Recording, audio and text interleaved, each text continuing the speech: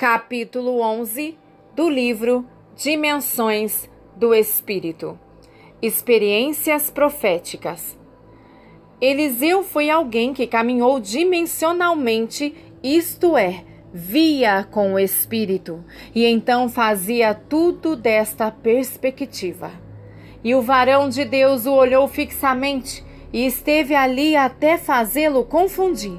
Logo chorou o varão de Deus.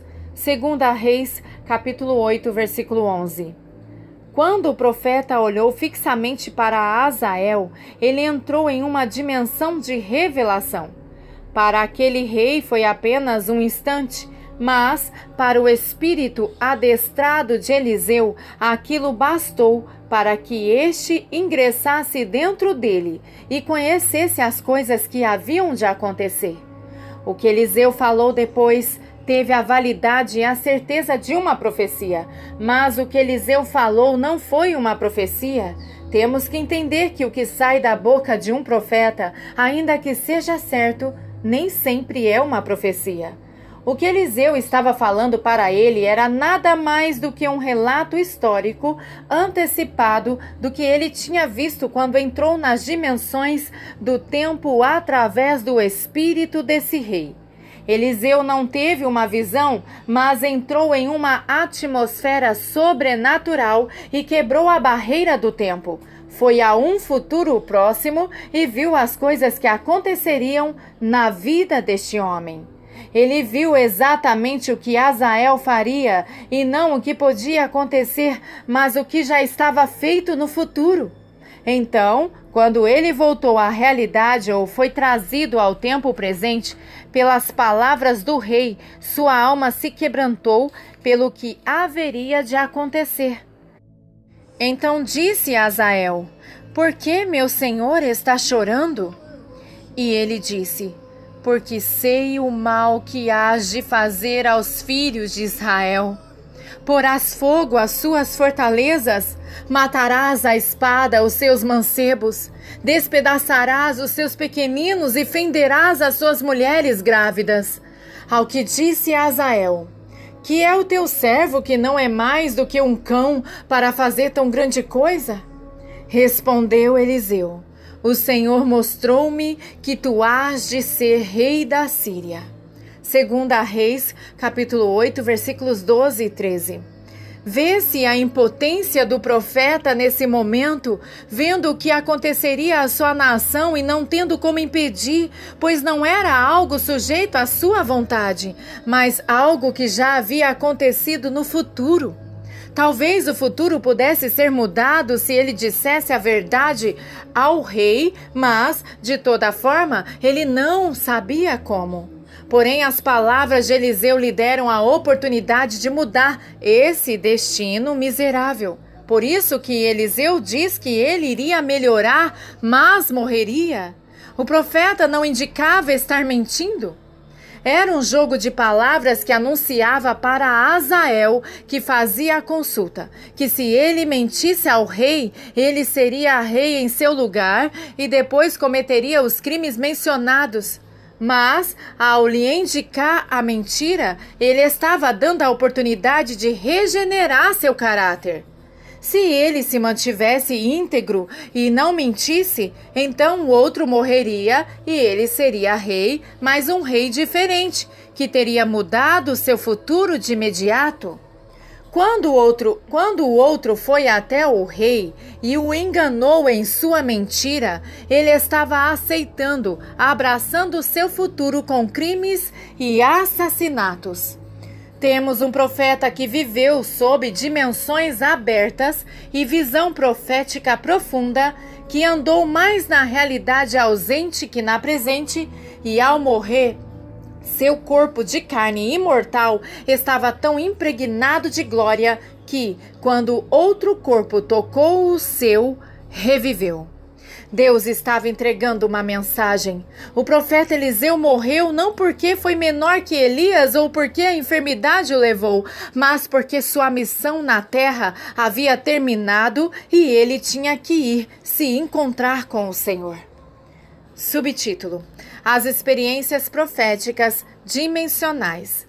são fortes, pois todas as coisas estão acontecendo agora mesmo. Isto é, como Deus é eterno, Ele está chamando agora a Isaías e o está enviando.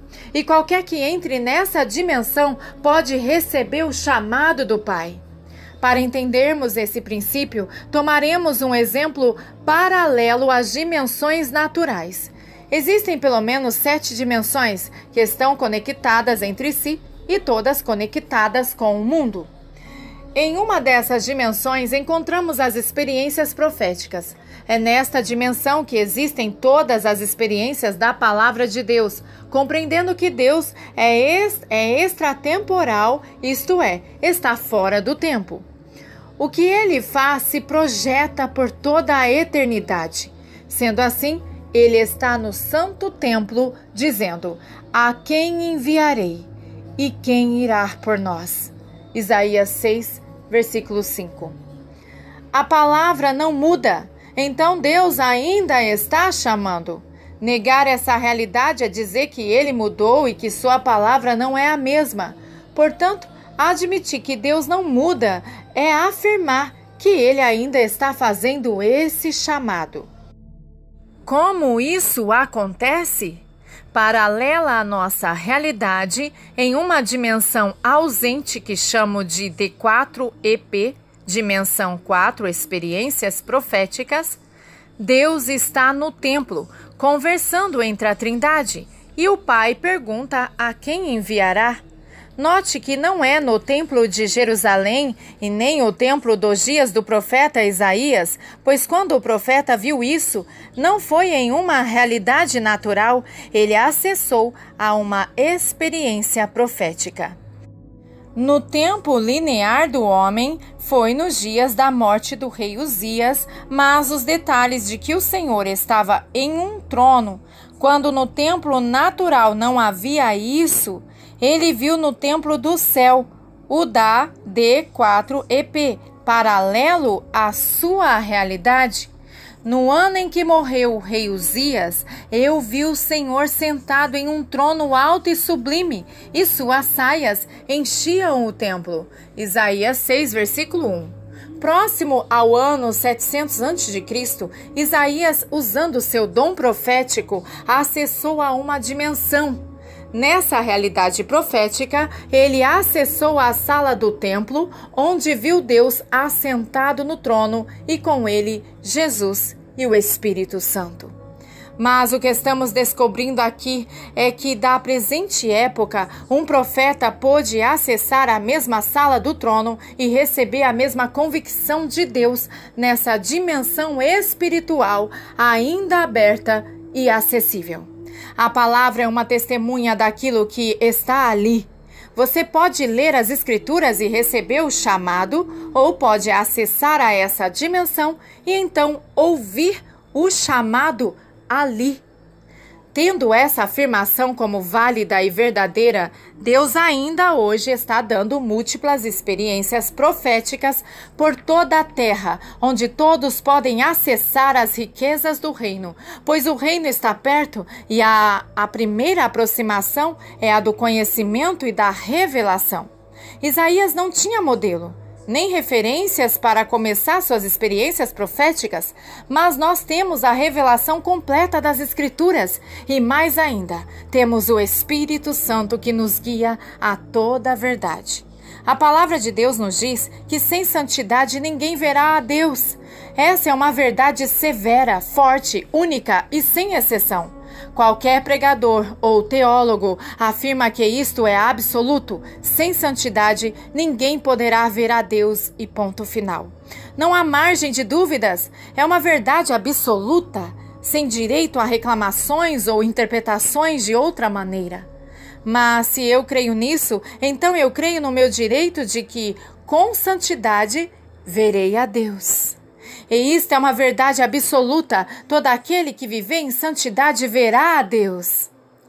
Crer que sem santidade ninguém verá a Deus é crer que em santidade veremos a Deus. Ponto final. Afirmação e verdade. As Escrituras dão a legalidade de que, santificado por meio do sangue de Cristo, posso ter experiências proféticas para ver e experimentar a Deus desde já, com uma prévia da comunhão e revelação total que terei dele na eternidade. Temos que entender que as Escrituras não são apenas para crermos e para tentarmos religiosa e piedosamente viver as normas de Deus, esperando que, se formos fiéis, um dia estaremos com o Senhor. As Escrituras estão cheias de vida e Deus quer que tenhamos experiências proféticas profundas com Jesus Cristo, não de palavras, mas de atos. As experiências proféticas das Escrituras nos enriquecem, nos enchem de esperança e, sobretudo, nos são um testemunho, uma experiência real que fortalece a nossa fé. Todos sonhamos com o ministério de Paulo e acho que cada professor, pastor, líder sonha que um dia, entre seus discípulos, haja um como Paulo, separado para a pregação poderosa nas Escrituras e cheio do Espírito Santo. Onde está a verdadeira profundidade do chamado de Paulo? Em sua experiência de conversão, ele não foi chamado para outra religião. Também não foi alguém que lhe falou de Jesus. A força do seu ministério estava na experiência que teve com Jesus Cristo. Tomando a palavra, foi a experiência. Ou seja, temos que treinar as pessoas, temos que investir em seus ministérios, porém, seremos mais efetivos se acrescentarmos a isto uma metodologia para levá-los à experiência com Cristo. É disto que estamos falando, de abrir seu conhecimento à revelação de que você pode acessar as dimensões do Espírito e acessar a sala do trono e você mesmo ter experiências proféticas com Jesus Cristo. Na D4EP, existem milhões de salas e recintos nos quais você pode acessar a diversos chamados e, claro, com cada um deles vem com uma sobrecarga espiritual acompanhada de múltiplas unções para que você seja efetivo no chamado. Ter uma experiência profética é mais que um chamado, é receber uma unção indissolúvel do céu, é receber o poder verdadeiro para realizá-lo. E a unção que você recebe nessa área é suficiente para o resto da sua vida. Um profeta dimensional deve entender que entrar na D4EP não é o final, mas uma experiência diária, pois é parte de seu ministério acessar continuamente a essas regiões para trazer algo fresco do Espírito para a igreja. Sendo assim, seu acesso a esses lugares para buscar aquilo que Deus está entregando e desejando para esta geração não deve ser considerado um privilégio, mas uma obrigação. O acesso a essas dimensões assegura um avivamento fresco e contínuo em todas as gerações. Não estou falando de uma relação encontrada para este tempo que servirá talvez por 15 anos ou a uma geração, mas estamos falando de treinar escolas inteiras de profetas para que acessem eles mesmos continuamente essas dimensões. Subtítulo: Vontade geracional de Deus. Assim, em todas as gerações, temos a vontade geracional de Deus manifestada e expressada na terra por meio da igreja. Essas dimensões estavam sensivelmente abertas nos dias de Jesus Cristo. E o surgimento dos apóstolos foi a etapa inicial de uma relação de equipe na qual a igreja poderia receber essas revelações e mistérios dos tempos. E o trabalho apostólico seria o guardião dessas revelações ou dos ministérios equilibrados para entregar profundamente estas verdades à igreja. A falha nesta área anterior é que não houve uma força apostólica nos dias dos profetas que administrasse a revelação e a transmitisse ou a multiplicasse na igreja ou nação daqueles dias. Um erro nesta área da igreja foi que não honraram o suficiente a unção dos profetas ou a revelação fresca que emanava para eles da pessoa de Cristo, e isto os deixou desconectados do destino geracional que Deus tinha para eles como corpo. O que tento dizer aqui é que há uma vontade eterna de Deus expressa como um todo nas Escrituras, que é o plano de Deus para a humanidade, e este tem a ver com a redenção do homem até que reinem com Jesus Cristo sobre a terra.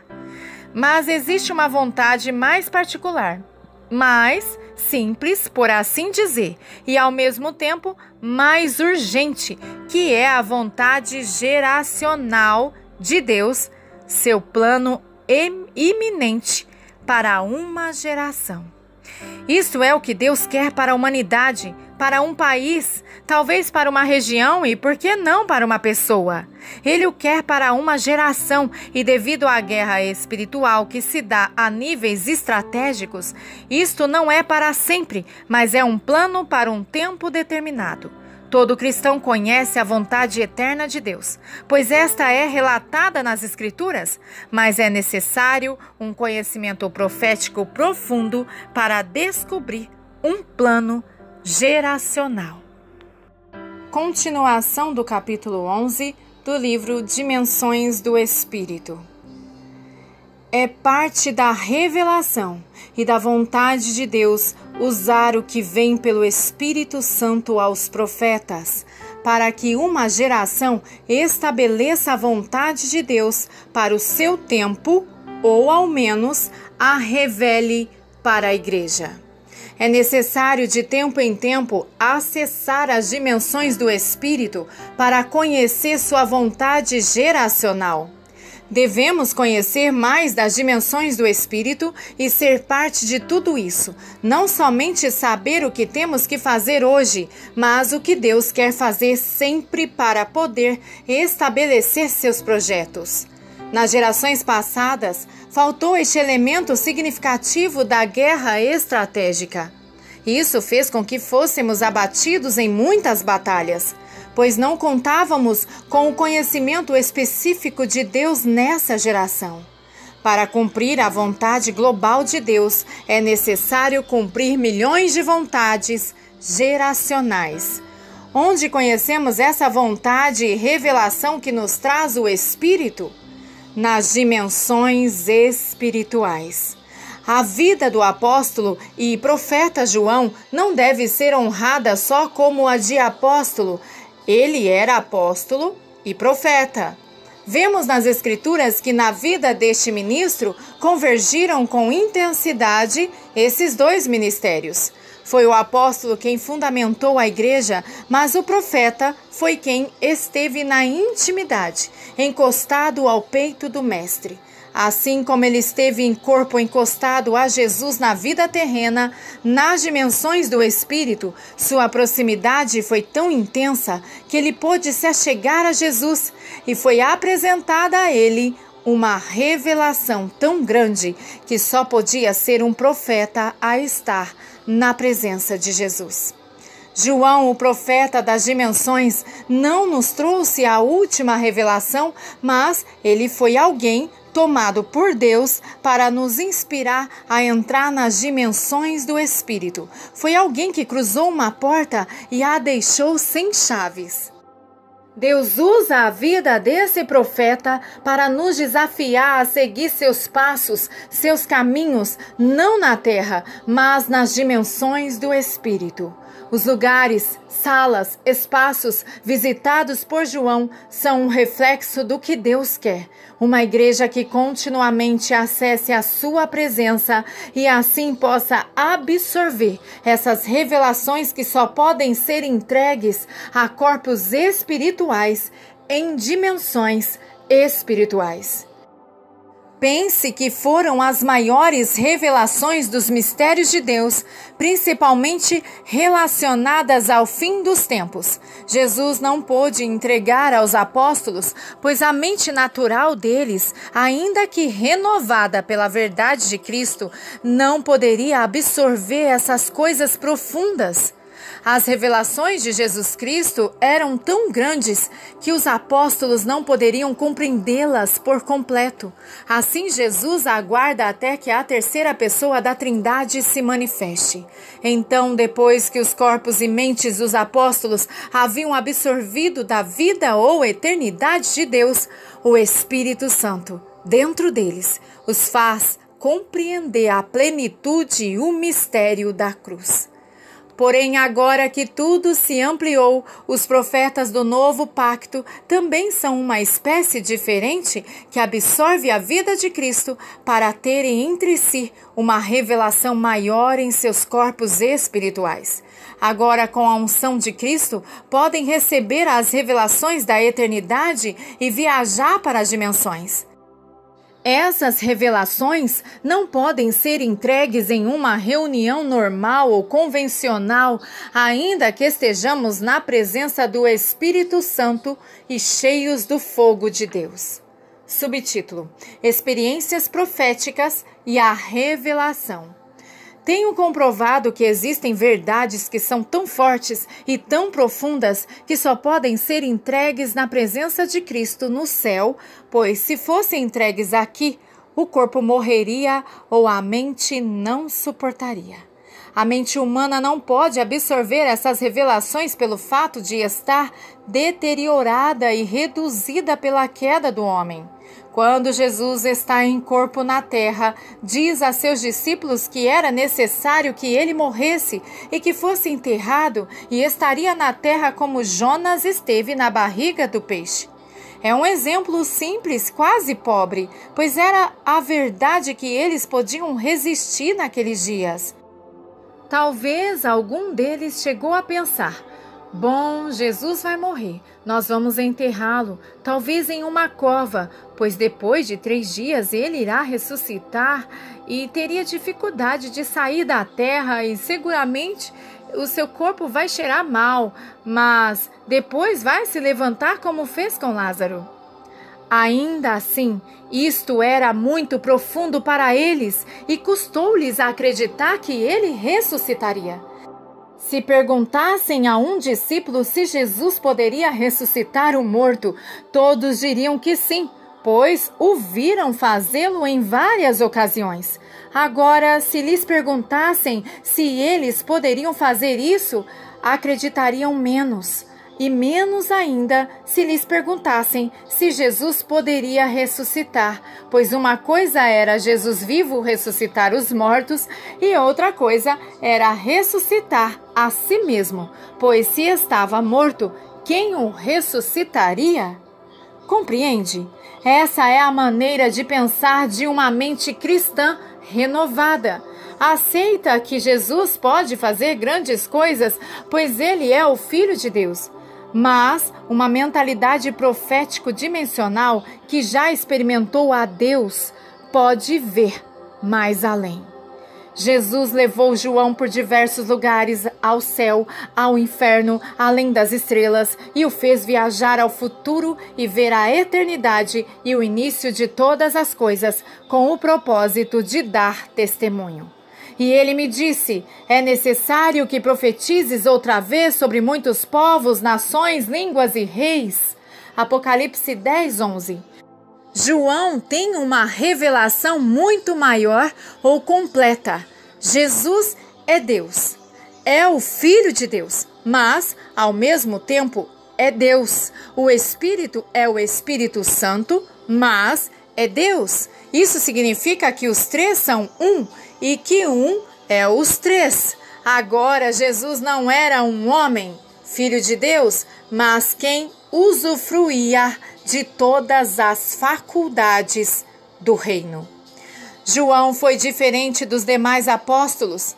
Mateus dá o testemunho da genealogia de Jesus, mas João vai direto. No princípio era o Verbo, e o Verbo estava com Deus, e o Verbo era Deus. João 1:1. Ele tinha uma revelação diferente. Suas palavras declaram essa profundidade. Ele não se preocupou com o visível, o racional, mas seu lado profético o leva direto ao invisível e eterno. João compreendeu que Jesus não tinha morrido em sua época e nem em seus dias, nem no ano 33 de nossa época, mas antes da fundação do mundo, antes de criar as coisas, ele já havia se sacrificado, antes da criação do homem, antes do pecado. Ele é Deus. E o que acontece no Jardim do Éden ou depois no Jardim do Getsêmani não lhe pega de surpresa? Ele era o Deus do universo, tinha tudo planificado antes do início de todas as coisas. Como João compreendeu isso de maneira tão rápida e fácil? Deus, em vez de lhe ensinar anos de doutrina, explicando como um corpo podia se transformar de carne em glória e atravessar paredes, lhe deu poder. Abriu-lhe uma porta nos céus, o chamou e João, em um instante, estava no espaço, fora de seu corpo mortal, vendo coisas que jamais um humano tinha visto antes. Viu o próprio Jesus, que ele conhecia bem, conhecia seu cheiro de homem, a medida da sua sandália, seu tamanho de roupa, pois havia sido seu servo. Agora, na plenitude de sua divindade, sentado à destra do Pai, com milhares de anjos a seu serviço. É por isso a necessidade vital de entrarmos como igreja neste tempo nas dimensões do Espírito. Agora João não tinha uma mente renovada, havia recebido um transplante. Ao que lê, entenda. Foi nos céus onde a mente de Cristo foi injetada a João e este compreendeu na totalidade quem era Jesus. Deus não só renova as coisas, mas Ele as faz novas. A parte deste fazer nova todas as coisas foi dar uma mente nova a João para que compreendesse as glórias do céu. Sem desmerecer o trabalho e a revelação dos evangelhos, como o de Mateus, que apresenta Jesus como filho de José e Maria por linhagem natural, que tem uma importância significativa, repito, é importante, pois é a palavra de Deus e nos dá a linhagem santa natural de Cristo. Mas devemos admitir que a revelação que João traz é diferente. Ele começa seu evangelho dizendo que no princípio, isto é, na criação, Deus estava ali e se converteu em palavra, verbo, se transformou de Deus em palavra e depois a palavra se fez homem. E este era Jesus, que estava já no princípio de todas as coisas. E diz também que Jesus não foi traído por vontade do homem, e sim de Deus, pois era o próprio Deus. João 1, versículo 1. Compreende um relato diferente dos mesmos acontecimentos e os evangelhos são maravilhosos, pois os 3 primeiros nos apresentam fielmente o que aconteceu no plano natural e como os anjos anunciaram a Jesus e todas as coisas. Mas João estava vendo como aconteciam todas as coisas de uma perspectiva profética. Com muito respeito, eu sei que alguns podem até criticar isso, mas o Evangelho de João é o único dos 4 que foi escrito por um profeta, além de apóstolo. Ao estudarmos, vemos uma diferença e chamamos os evangelhos sinópticos e o Evangelho de João. Essa diferença, mais além da teologia, se dá porque há uma diferença na natureza ministerial divina. Dos autores de Mateus, Marcos, Lucas, João é mais profeta do que evangelista. Sua perspectiva é de importância, pois nos apresenta as coisas dimensionais. Assim é que João vê a Jesus já como o Deus eterno, se revelando a si mesmo na terra. Deus seja engrandecido por nos deixar em João um exemplo para que entremos nas dimensões do Espírito. É como se escutasse Deus gritando para nós: entrem. Não só João é o privilegiado. Vocês podem vir. A porta não está fechada e não foi selada. Vocês podem entrar aqui. Lemos e vemos João entrando nestes lugares por gerações. Escondemos o Apocalipse e não o lemos por décadas nas igrejas, como se o que tivesse ali não pudesse ser compreendido. É como se Deus quase que tivesse errado ao inspirar João a escrevê-lo, pois não é tido como algo prático e cotidiano nas igrejas em geral. Deus já sabia disso, por isso se registra como uma parte única da Bíblia, uma promessa sem igual, em suas páginas que falam de uma bem-aventurança aos que lessem este livro. O Apocalipse, ou a Revelação, é maravilhoso. Ele não apenas conta algo que aconteceu, como é um manual para o espírito de qualquer profeta que tente viajar para as dimensões espirituais. É um portal dimensional, um passaporte de entrada. Nas suas páginas, você pode encontrar uma revelação de como ir ao trono de Jesus e ouvir a sua voz. Para compreender as dimensões do Espírito, você deve quebrar com a tradição, com as mentalidades naturais e abrir seu espírito a uma nova revelação da verdade de que sempre Jesus é Deus. E como Senhor, Ele deixou para nós a revelação em Sua palavra de como encontrá-lo.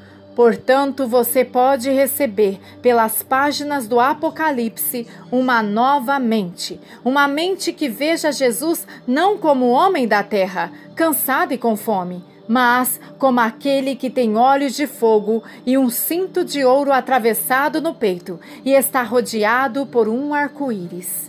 Digo isso, pois um elemento importante nas dimensões espirituais é a participação ativa do ministério dos anjos.